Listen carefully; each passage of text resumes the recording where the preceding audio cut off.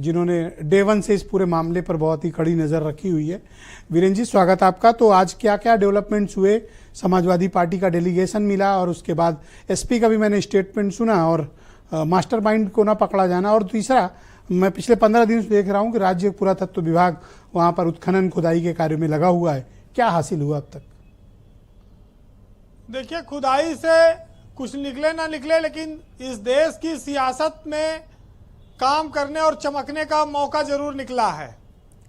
आज आप ये कह सकते हैं कि संभल उत्तर प्रदेश की सियासत में एक नई प्रयोगशाला की तरह बना हुआ है, जो वोट बैंक की राजनीति है उसको हवा देता है, और भाईचारे का चाहे जितना नुकसान हो जाए, समाज में चाहे जितना बदलाव आ जाए, लेकिन हम अतीत की जो खुदाई में लगे हैं और जिस तरह से पत्थरबाजी, घटनाक्रम और गोलियां चली, ये समाज में एक अच्छा संदेश नहीं जाता है।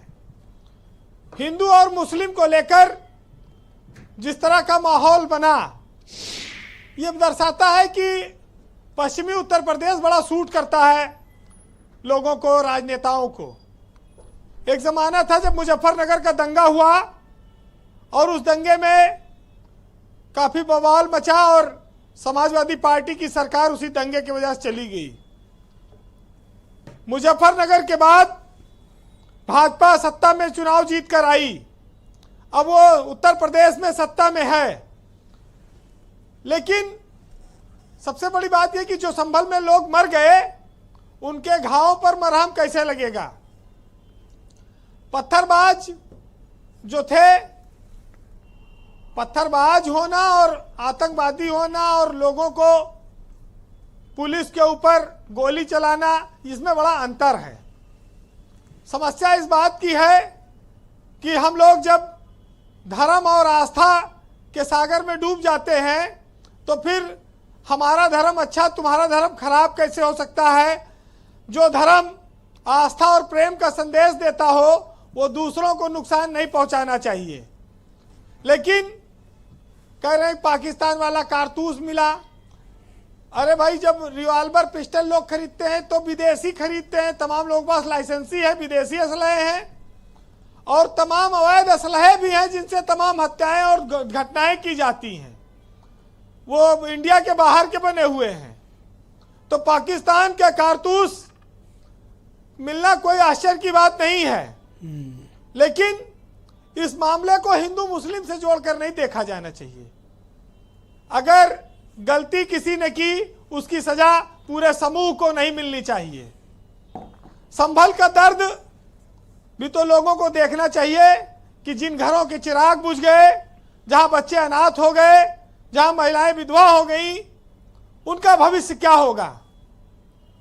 इतिहास की खुदाई करिए। खुदाई से हम इतिहास को जान सकते हैं, वापस ला सकते हैं। लेकिन जो लोग गोली से मर गए, उनको हम वापस नहीं ला सकते। तो एक बहुत दुखदाई बात है कि हम अपनी प्राचीनता को जानने के लिए, मंदिर और मस्जिद में भेद जानने के लिए हम गोली चल जाए, लोग मर जाएं, खून बहे, ये किसी भी सभ्य समाज में जायज नहीं है। जहां तक बात है बावली की, बावली हो, महल हो, सराय हो, प्राचीन काल से हमेशा इस देश में सब चीजें पाई जाती रही हैं। मुगल रहे, मुगल ने बनवाया, अंग्रेज रहे, अंग्रेजों ने बनवाया, जहां राजा महाराजा रहे वहां उन्होंने बनवाए।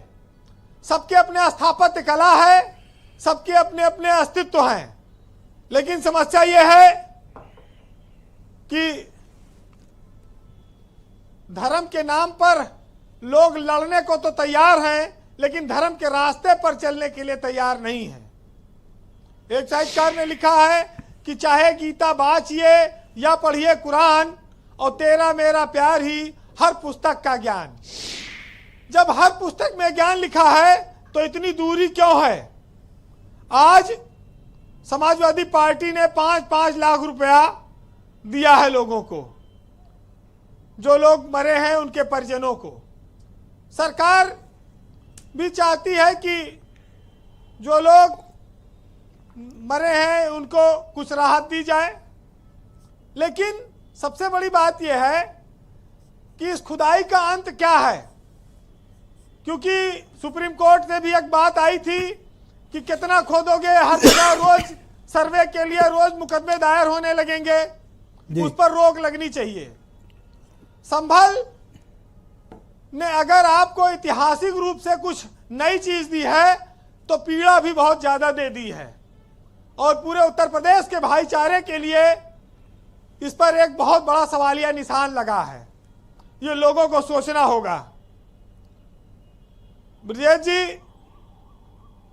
जो बुद्धिमान लोग होते हैं उनका काम है कि लोगों को संयम बरतना सिखाना, समाज को सही रास्ता दिखाना, धर्म के माध्यम से लोगों के जीवन में रोशनी पैदा करना।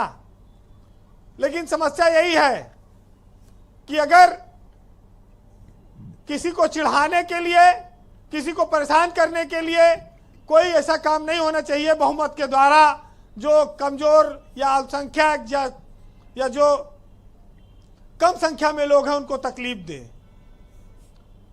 बहरहाल जी, हम लोग इस समाज में बहुत समय से देखते आ रहे हैं, मंदिर और मस्जिद को लेकर बहुत सारे विवाद हैं। राम मंदिर का विवाद था, वो खत्म हुआ। अयोध्या, मथुरा, काशी 3 बड़े मामले थे, लेकिन अब संभल सबसे ज्यादा चर्चा में है। इस लड़ाई से क्या हासिल होगा, कितना गौरव हासिल होगा, ये तो आने वाला वक्त तय करेगा। लेकिन एक नफरत की जो दीवार खड़ी हो जाएगी उसको हमें रोकना है खड़े होने से। सुनिएगा कि मंदिर चुप खड़ा है, बेखबर मस्जिद खड़ी है, फिर क्यों दिलों में नफरत की जिद पड़ी है। वास्ते खाते हैं हम गीता और कुरान के, सिर झुकाते हैं हम पूजा और अजान में। पंछी उड़ के मंदिर से मस्जिद को जाता है, और चुगा इसका तो दाना उसका भी खाता है। घर घर के झरोके छू के बहती है हवा, मगर मजहब व औकात नहीं पूछती है हवा। बहुत शुक्रिया। मैं उम्मीद करता हूं कि आज जो प्रवक्ता शायरी सुना रहे हैं, आपका जवाब